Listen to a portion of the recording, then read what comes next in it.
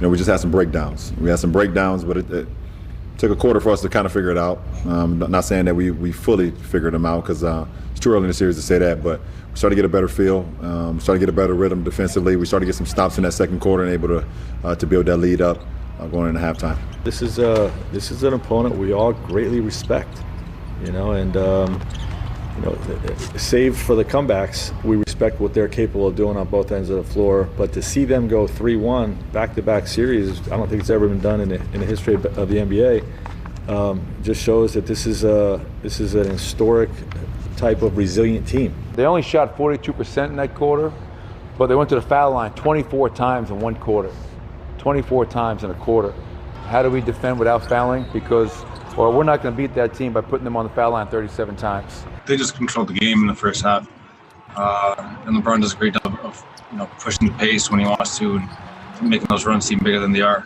But like I said, we just got to stick with it. We were as bad as we played in the first half. We were only down 11, so we were right there, and we weren't even playing at our best basketball. So we just take care of some of the detail stuff that we watched the film today. I think we won't have to come back in the fourth quarter as much. Well, you heard Jamal Murray say it. Push the pace is something the Nuggets wanted to do, but it's the Lakers that did it in Game 1. You see the fast break points, 16 of them, those 33 assists, most this postseason. LeBron James and Rajon Rondo combined for 21 of those 33 assists. Karan, you've seen the Lakers all season. They came out determined to push the pace in Game 1. I mean, you want to take away the confidence, right from the jump. And I think they did a remarkable job defensively, one, and then also connecting on outside shots. And we know that they're more than capable of controlling the paint. But as you're going to see right here, look at the defensive prowess right here. LeBron securing the rebound. We've been talking about this for 17 years and counting. Him going downhill and guys running and spacing the floor. This time, KCP. Excellent job. Getting to a location, staying there, not clogging up the real estate, and knocking down the shot.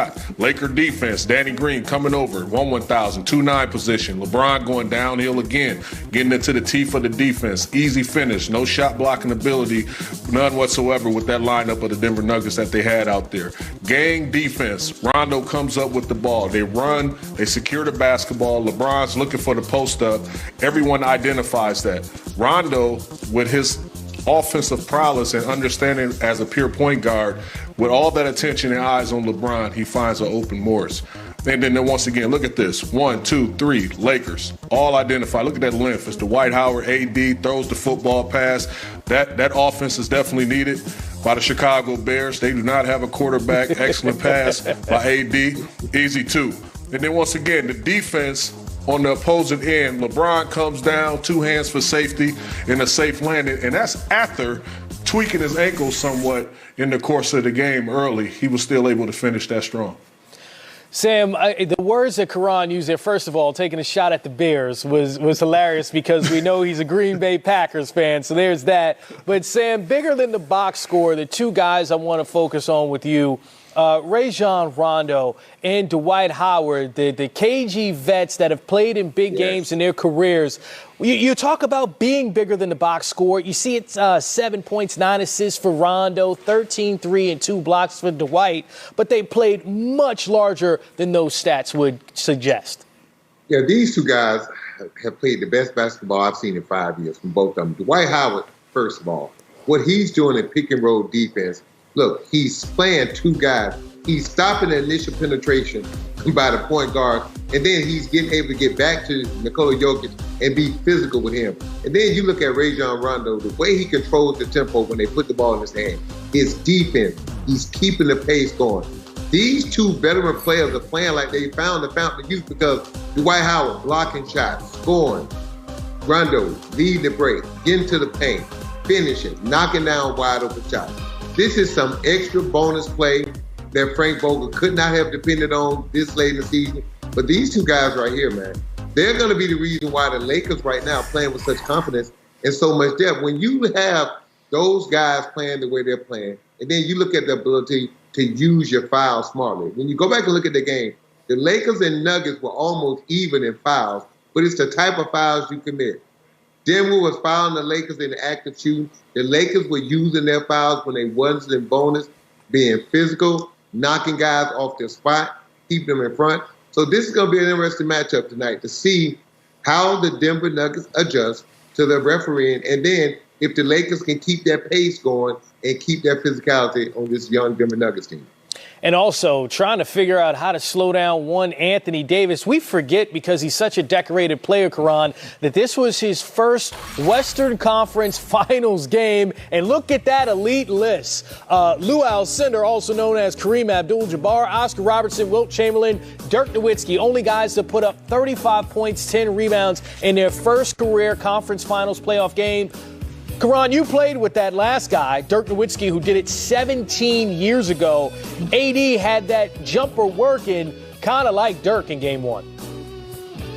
Hey, listen, he's a guy that's a 7-footer pretty much that can go out there and put the ball on the floor.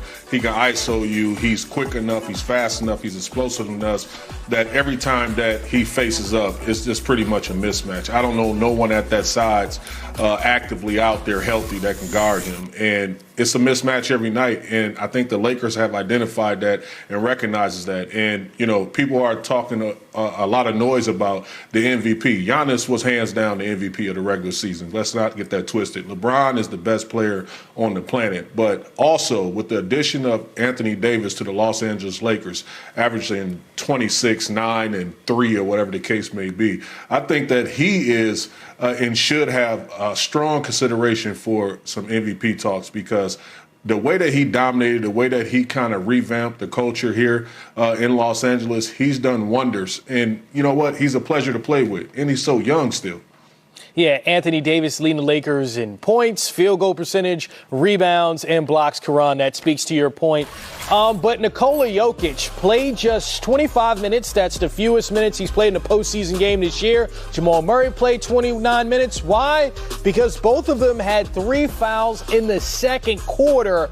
And the Lakers really went right after those guys, Sam. So how do they correct that to make sure that their star players stay on the court?